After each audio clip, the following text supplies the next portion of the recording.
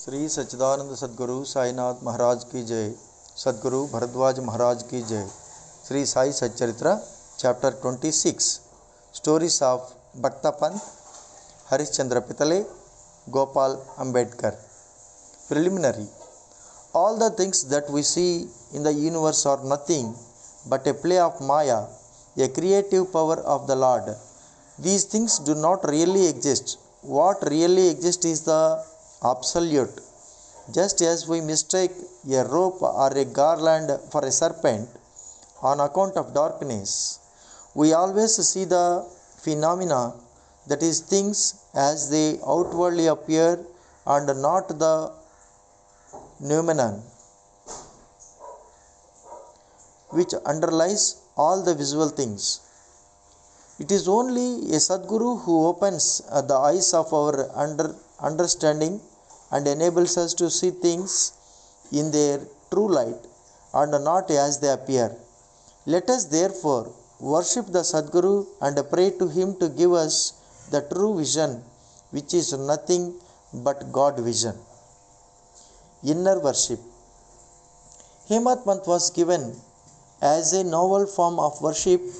Let us, he says, use water in the form of tears of joy to wash the Sadguru's feet. Let us besmear his body with the sandal paste of pure love. Let us cover his body with the cloth of true faith. Let us offer 8 lotus in the form of our 8 sattvic emotions and fruit in the form of our concentrated mind. Let us apply to his head the bukka in the form of devotion and tie the wristband of bhakti and place our head at his feet. After decorating the Sadguru with all ornamentation this way, let us offer ourselves to him and wave charmer of devotion to ward of heat. After such blissful worship, let us pray thus: turn our mind inward, give us discrimination between the unreal and the real, and non-attachment for all worldly things, and thus enable us to get self-realization. We surrender ourselves, body and soul, to you. Make our eyes yours so that you should never feel pleasure and pain. Control our body and mind as you wish. Let our mind rest at your feet. Now let us turn to the stories of this chapter. Bhakta Panth. Once it is so happened that a devotee by name Panth, a disciple of another Guru, had the good fortune of visiting Shirdi. He had no mind to go to Shirdi, but man proposes one way and God disposes the other. He was travelling in a BB and CI railway train, where he met many friends bound for Shirdi. They all asked him to accompany them, and he could not say no. They alighted at Mumbai, while Panth got down at Virar. There he took the permission of his Guru for the Shirdi trip, and after arranging for the expenses, left with the party for Shirdi. They all reached the place in the morning and went to the masjid at about 11 a.m. On seeing the concourse of the devotee assembled for Baba's worship, they were all pleased, but Panth suddenly got a fit and fell senseless. They were all frightened. Still they tried their best to revive his senses. With Baba's grace, after sprinkling water over his head, he regained his consciousness and sat upright as he was just awakened from sleep. The omniscient Baba, knowing that he was a disciple of another Guru, assured him and confirmed his faith in his own Guru by addressing him as follows: Come what may, leave not, but stick to your own bolster or support, that is Guru, and ever remain steady with him. Pant at once knew the significance of this remark, and thus he was reminded of his Guru. This kindness of Baba he never forget in his life. Harishchandra Pitale. There was a gentleman by name Harishchandra Pitale in Mumbai. He had a son who suffered from epilepsy. He tried many allopathic and Ayurvedic physicians, but there was no cure. There remained only one way of remedy, that is restoring to the saints. It has been stated in the chapter 15 that Dasganu, by his imitable and splendid kirtans, spread the fame of Sai Baba in the Mumbai presidency. Mr. Pitale heard some of these kirtans in 1910 and learned from the kirtans and others that Baba, with his touch and mere glance, cured many incurable diseases. Then a desire arose in his mind to see Sai Baba. Making all preparations and taking offerings and fruit baskets, Mr. Pitale came to Shirdi with wife and children. He then went to the masjid with them, prostrated before Baba, and placed his sick son at Baba's feet. No sooner did Baba see the child than an untoward thing happened. The son immediately revolved his eyes and fell down senseless. His mouth began to throw foam, and his whole body began to perspire profusely, and it seemed as if he was breathing his last. Seeing this, the parents became very nervous and upset. The boy used to get such fits very often, but this fit seemed to persist long. Tears began to flow ceaselessly from the mother's eyes, and she began to wail that her condition was like that of a person who, being afraid of the robbers, ran into a house which collapsed on him, or like a cow fearing a tiger ran into the hands of a butcher, or like a traveler who, being tormented by the heat of the sun, went to take refuge under a tree which fell upon him, or like a devout person going for worship into a temple which collapsed upon him. Baba comforted her, saying, "Do not wail like this. Wait a bit. Have patience. Take the boy to your lodgings. He will come to his senses within half an hour." They did as directed by Baba and found that his words come true. As soon as he was taken into the Vada, the boy recovered, and all the Pitale family and others were very happy, and all others' doubts disappeared. Then Mr. Pitale went with his wife to see Baba and prostrated himself before him very humbly and respectfully, and sat shampooing his legs and mentally thanking Baba for his kind help. Baba then smilingly said, "Have not all your thoughts, doubts, and apprehensions calmed down now?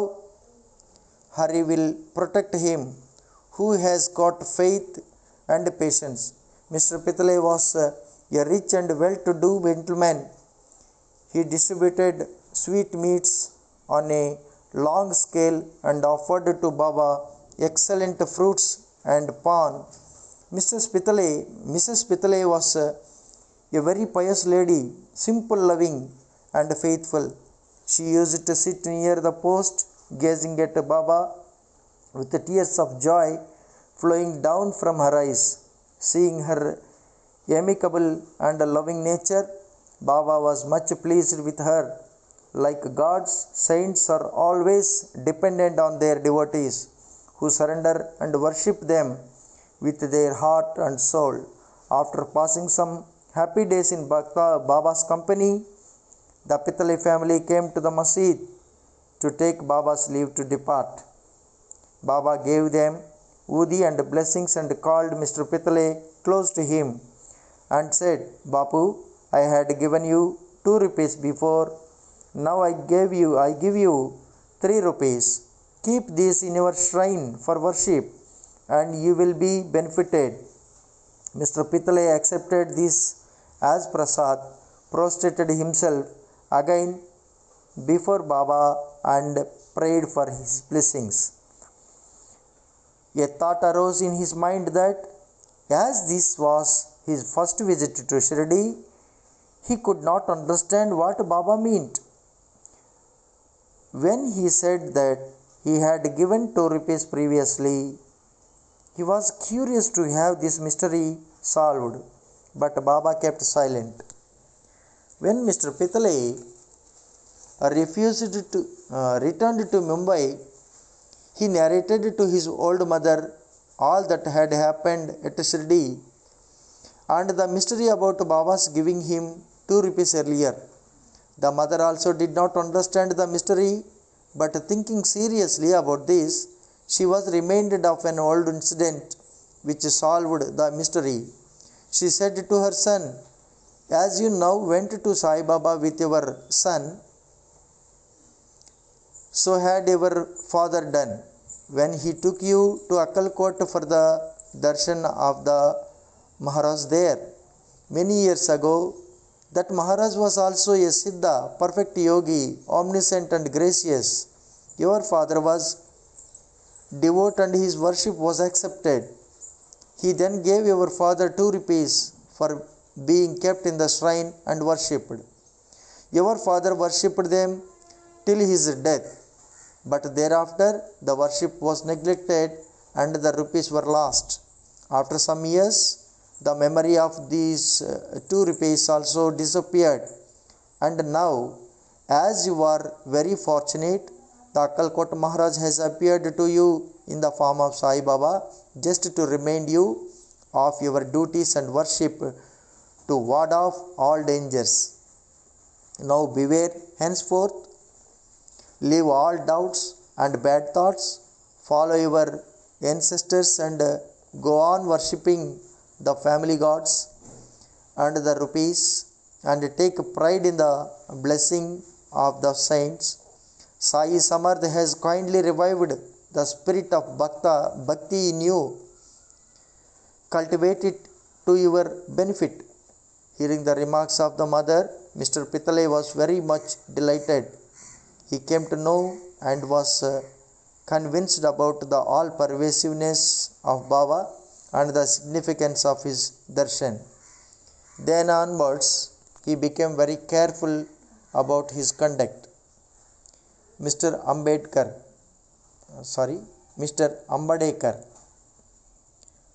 Mr. Gopal Narayan Ambadekar of Pune was a devotee of Baba.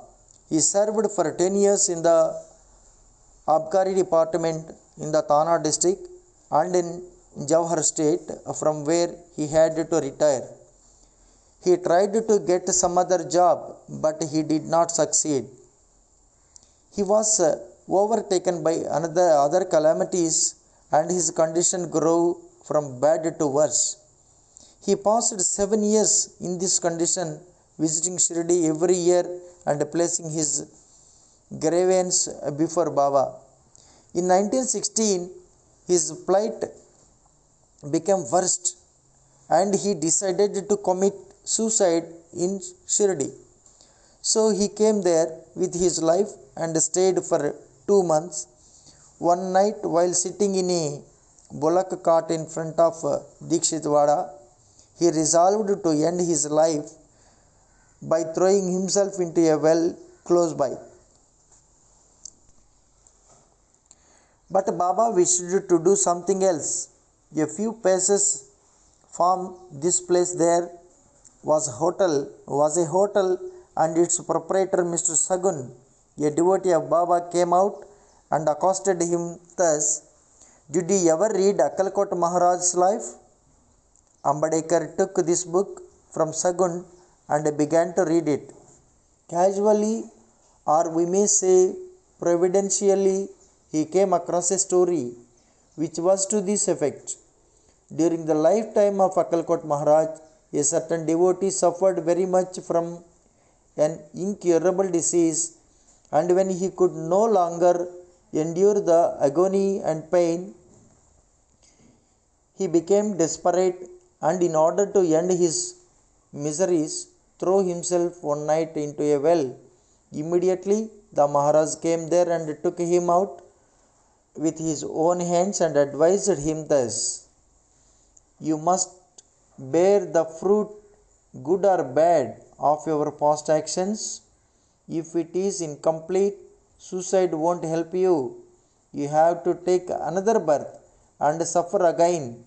So instead of killing yourself, why not suffer for some time and finish up the fruit of your past deeds and be done with it once and for all." Reading this appropriate and timely story, Ambedkar was much surprised and moved. Had he not got Baba's hint through the story, he would have been no more. On seeing Baba's all pervasiveness and benevolence, his faith in him was confirmed and he became a staunch devotee. His father was a devotee of Akkalkot Maharaj, and Sai Baba wanted him to walk in his father's footsteps and continue his devotion to him. He then got Sai Baba's blessings and his prospects began to improve. He studied astrology and gained proficiency in it, and thereby improved his lot. He was able to earn sufficient money and passed his later life in ease and comfort.